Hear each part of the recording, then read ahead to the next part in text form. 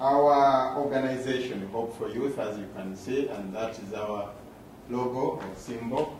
And this one represents something like this is a person with a head holding like this. So this is a kid. This one is like another head holding on. So it's like that's what we came about with. So that is Hope for Youth. We are fully registered.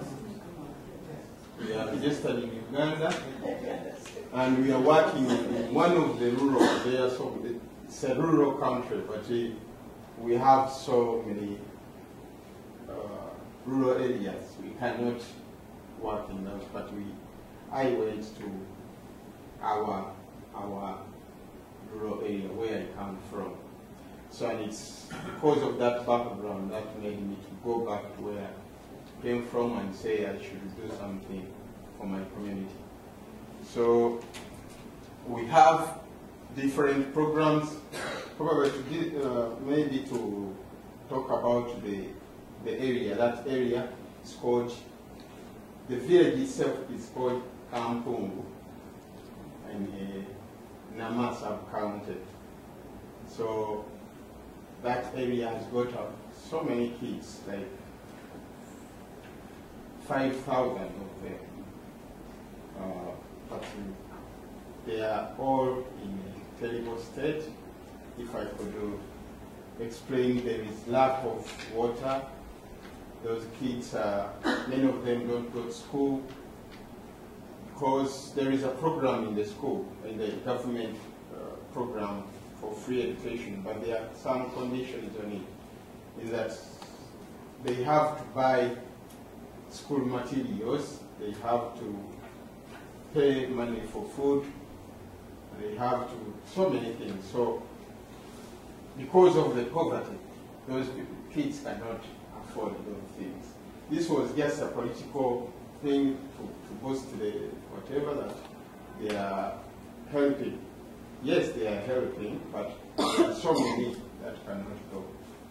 So we came up with different programs, as you can see.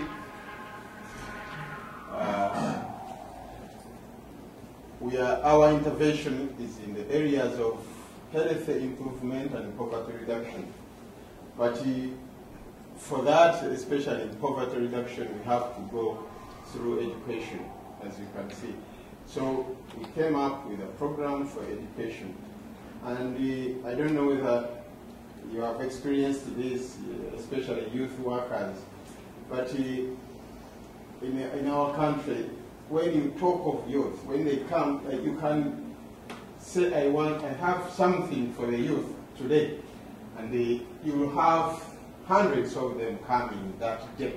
So when you talk to them, this, you want to do this, you want to do this, the following day you can end up having 8 coming back, because they thought they are going to have something at that very moment. So it was quite hard for me to mobilize the youth. So what we did, somebody gave me, I went to someone who is also a community worker. He's having another organization. I asked him how he did it to have. He said, you get the children, start with the children, because you grow with them. As they grow, as you grow with them, you'll have something. But at the end of the day, because of that, we have come up, we've got now a group of youth, as you will see some pictures. So it has worked well for us. This education program, currently we run, as I've told you, there are kids from nursery to level 3. I don't know if I know. It's like primary 3, but those are 4 classes, nursery, primary 1, primary 2, and primary 3. So they are young kids. We are teaching them. We are following the government structure, and we bring in hours the way like what we are running now. So we are coming up with something which combines 2 programs. as I've told you at the beginning, there is a basic lack of clean water, as you will see the pictures.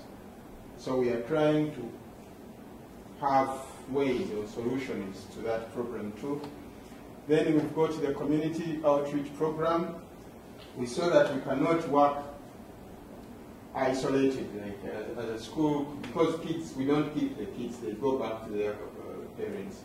So they have to go back again to their, so we want to follow them and work with those guardians, basically to instill what we are teaching here. So that if like we teach the hand washing, we normally tell them you should wash your hands before eating or after visiting a toilet or whatever. So we have to go and tell the guardians there that please let the kids do like this and this, because it will have no meaning for them to practice it at school and then go back and do nothing. So there is that community outreach. We talk to the guardians, especially the women, with nutrition, how to feed the children. Then we've got this sports, music, dance and drama. That is the youth program. It's also very, very successful.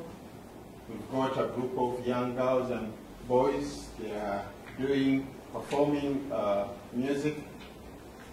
As you will see the photos, we have sports programs. And this year we are lucky we got some grant from the Australian government. They were helping us to promote sports in the communities so that we can talk about some issues that basic in those community, the problems like family planning, like HIV/AIDS. So we use this kind of group. We go to other schools, they perform, they sing for the schools, giving some such information. There is the problem of girl child, or I should say, abusing, especially girls. So here we talk about such issues in schools.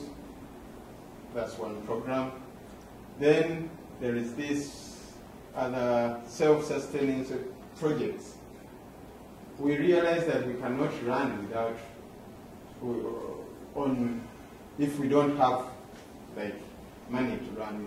All these programs need funding with some money, and you cannot rely. If we say we are going to rely on or say donations, and yes, we need them, but we cannot just sit there and wait. So we said we can come up with something that will make some money for us to be able to run these projects.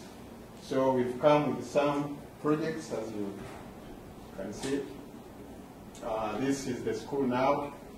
As you can see, that's one of the school programs. They were outside their classrooms. I think that's the primary, the level 3. Those are the kids.